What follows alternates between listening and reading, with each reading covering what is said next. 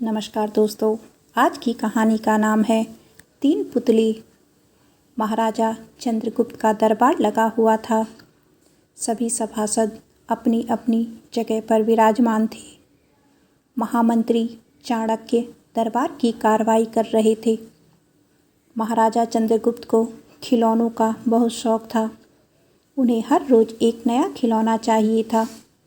आज भी महाराज के पूछने पर कि क्या नया है, पता चला कि एक सौदागर आया है और कुछ नए खिलौने लाया है। सौदागर का ये दावा था कि महाराज या किसी ने भी आज तक ऐसे खिलौने ना कभी देखे हैं और ना कभी देखेंगे। सुनकर महाराज ने सौदागर को बुलाने की आज्ञा दी। सौदागर आया और प्रणाम करने के बाद अपनी पिटारी में से 3 पुतले निकालकर महाराज के सामने रख दिए और कहा कि अन्नदाता, ये तीनों पुतले अपने आप में बहुत विशेष हैं। देखने में भले ही एक जैसे लगते हैं, मगर वास्तव में बहुत निराले हैं।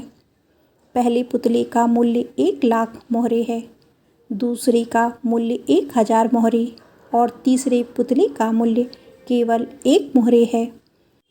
सम्राट ने तीनों पुतलों को बड़े ध्यान से देखा। देखने में कोई अंतर नहीं लगा। फिर मूल्य में इतना अंतर क्यों? इस प्रश्न ने चंद्रगुप्त को बहुत परेशान कर दिया। हार के उसने सभासदों को पुतले दिए और कहा कि इनमें अंतर क्या है, मुझे बताओ। सभासदों ने तीनों पुतलों को घुमा फिरा कर सब तरफ से देखा, मगर किसी को भी इस गुत्थी को सुलझाने का जवाब नहीं मिला। चंद्रगुप्त ने जब देखा कि सभी चुप हैं, तो उसने वही प्रश्न अपने गुरु और महामंत्री चाणक्य से पूछा। चाणक्य ने पुतलों को बहुत ध्यान से देखा और दरबान को 3 तिनके लाने की आज्ञा दी।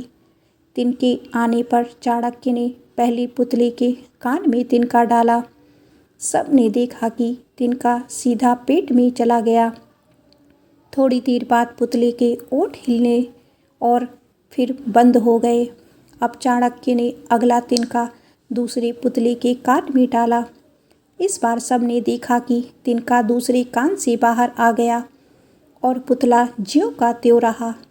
ये देखकर सभी की उत्सुकता बढ़ती जा रही थी कि आगे क्या होगा। अब चाणक्य ने तिनका तीसरे पुतले के कान में डाला। सब ने देखा कि तिनका पुतले के मुंह से बाहर आ गया और पुतले का मुंह एकदम खुल गया। पुतला बराबर हिल रहा है, जैसे कुछ कहना चाहता हो। चंद्रगुप्त के पूछने पर कि ये सब क्या है और इन पुतलों का मूल्य अलग अलग क्यों है, चाणक्य ने उत्तर दिया, राजन, चरित्रवान सदा सुनी सुनाई बातों को अपने तक ही रखते हैं और उनकी पुष्टि करने के बाद ही अपना मुंह खोलते हैं। यही उनकी महानता है। पहले पुतले में हमें यही ज्ञान मिलता है और यही कारण है कि इस पुतले का मूल्य 1 लाख मोहरे है। कुछ लोग सदा अपने में ही मग्न रहते हैं, हर बात को अनसुना कर देते हैं। उन्हें अपनी वाहवाह की कोई इच्छा नहीं होती। ऐसे लोग कभी किसी को हानि नहीं पहुंचाते। दूसरे पुतले में हमें यही ज्ञान मिलता है और यही कारण है कि इस पुतले का मूल्य 1000 मोहरे हैं।